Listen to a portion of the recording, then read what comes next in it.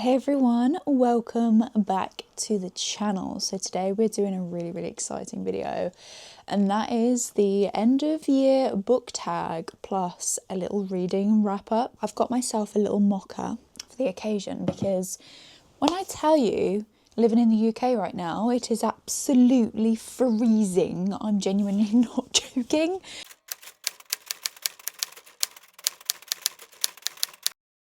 Right, I've now got a dog with me, so I do apologise. He is very needy, that's for sure. Okay, so I thought I would do the book tag questions first, because then we can then kind of get into my, like, what I've read this year, book wrap up after, because this will probably include books that I've read this year. What was your favourite book of this year? Now, I don't have the physical copies of this. I know this might sound really criminal, but I'm not going to say just singular book, because I think the series itself needs a little bit more credit than just picking one of them, because I don't actually know which one I love the most. But it's the Legends of Thasmar series. Genuinely, I have never been so obsessed with the world. I actually do think I need to reread it just to double check my obsession. Okay, what was the best book this year that you didn't expect to love? Do you know, this is actually going to be quite a difficult one. I'm just going to have to pick up my Fable, because luckily this year I started Fable, so all the books that I've actually read are in here. Do you know what? I'm actually going to say? And it might actually surprise people, but I have had a bit of a hate relationship, right, with Laurie Gilmore. I absolutely loved the Pumpkin Spice Cafe. It gave me all of the pumpkin-y, Halloween-y, autumn vibes. 7-in-1 Bookstore was also really good. Very spicy though. Strawberry Pancake House, absolute flop. Gingerbread Bakery, I was a bit like, it's okay, it's cute, not giving me the same vibes as Cinnamon Bun. And then I was like, do you know what? If 50% of the books I've gone, I don't like this. I'm not going to like The Christmas Tree Farm, but I actually really liked it. It was really strange because I didn't think I was going to love it as much as I loved it, but there were so many bits in that where I found myself smiling because I listened to most of it. So yeah, I was smiling a lot. I was really having a great time. Some parts were funny, some parts were really cute. What's the longest book you read? It's going to be either Diabound or what's that called? The Fallen Kiss of Dusk. Oh, actually, no. I think it was Diabound, you know. What's a book that you'd recommend to everyone? I mean, I think maybe to everyone who is a fantasy lover or romantasy lover, I would actually recommend The Ashes of Thasmar. If you don't start the year off by reading Legends of Thasmar, you need to end the year off by reading Ashes of Thasmar, because genuinely, chef's kiss. What book do you wish you read sooner? And that goes to Atmosphere. I actually picked this particular one up in the airport when I was going to Edinburgh, and then proceeded to not read it until about September. Genuinely, oh my gosh. What is your favourite genre / trope you have found out this year? Oh, I don't know, you know. I have thoroughly enjoyed fantasy this year. Usually I don't necessarily read that much fantasy. Yes, I read a portion of fantasy and romance and all that sort of stuff, but in the whole like fantasy genre, I have very much opened my eyes to vampire fantasy. I've had fae, I've had wolves. I've really kind of dove straight into the fantasy world, so I would probably say that.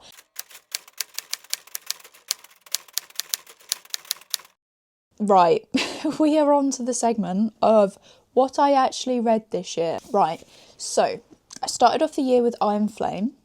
I then went into Blood and Steel, which is obviously the first one in the Legends of Thasmar, which then I followed the rest of them, which 10/10. I'm just going to read you the Vow of Ruin notes that I made after. Obsessed, capital letters, very sexy with many E's on the end. Haha. The river scene, the balcony scene, wow. a 5-star read. That river scene is embedded in my brain. Whenever I recommend a book series, whenever I recommend this series, I always say to people, it's very spicy to a point where they are in a river. And I'll leave the rest of that to your imagination.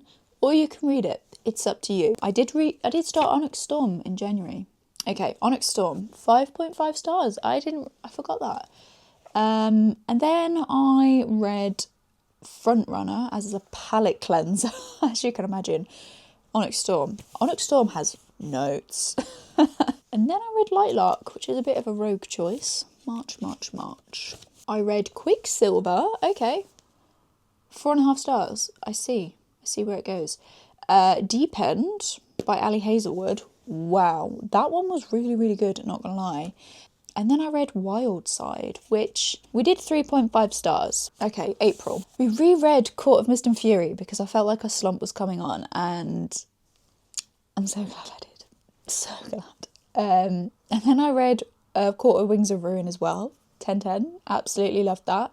Okay, and then I also then went on to A False Start. And then Of Wings and Blood, obviously, that was a bit of a flop of a book. And then 6 Scorched Roses. Jesus, that was a mouthful. 4.5 stars. Genuinely did love it. And I have written here, loved the story and the romance. So, very good. And then I went on to The Songbird and the Heart of Stone, which is, I think, Crown of Nyaxia 3, I want to say. And then at the end of May, I read Fearless, which is the last one in the Powerless trilogy. I don't really know what that world is called, but it's Powerless, Reckless, and Fearless. There you go, they're the 3. So I finished that one. June. Okay. When the Moon Hatched, 2 stars. Absolute waste of a time.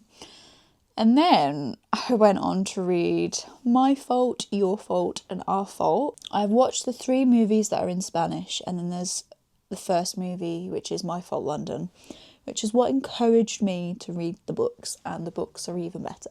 So, Atmosphere, 5 stars, 10/10 for August. Ali Hazelwood's new book, which I did actually DNF. I can't remember what that was called. Clearly didn't ingrain in my brain. We've got Iron and Embers, which is book 1 of The Ashes of Thasmar. And then I read Lauren Asher's new book, which was... oh, can't remember, but it was the book 3 in the Billionaire romance series. And then I read Strawberry Pancake House, which, again, wasn't amazed with, but still read it, got it done. I'm going to have to go into my Fable now, because this is where I kind of moved over to Fable from being in here. We then read Thorns and Fire by Helen Shearer, which was so good. Very much a filler book, but also really, really good. Like, everything that happened in that book, you definitely needed to know. I then read The Coven, which was a little bit darker than I wanted it to be, so I wasn't necessarily, like, obsessed with that. And then this is going to be in no particular order after this, because I don't remember what happened after this point in terms of books, but I think we then read The Fallen and the Kiss of Dusk, which was book 4 in the Crowns of Nyaxia series. I also read Summer in the City too. And then Phantasma and then Entrantra, I read both. I read Funny Story by Emily Henry at some point this year. I don't think that was this end of the year. I think that was more like July time.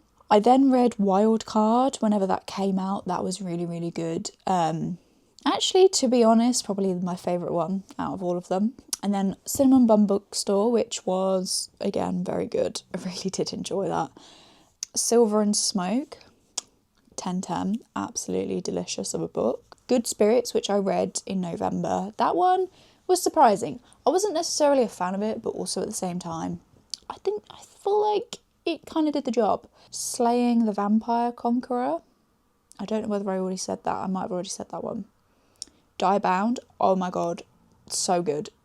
Brimstone. Whenever Brimstone came out, which was, I want to say November, I actually got persuaded into reading that because of everyone on TikTok was like obsessed with it.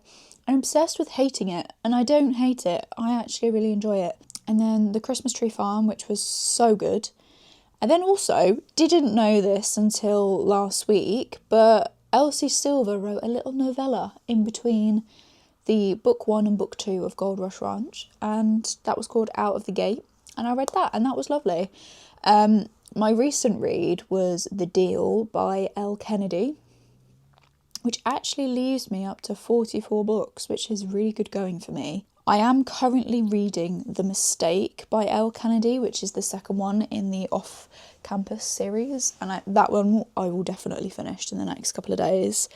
But yeah, thank you so much for watching. I really hope you enjoyed this video. Let me know if you have any top picks for books this year that you've read, or you want to read any of the ones that I have listed for you. But yeah, thank you so much for watching, and I'll see you in 2026. Bye.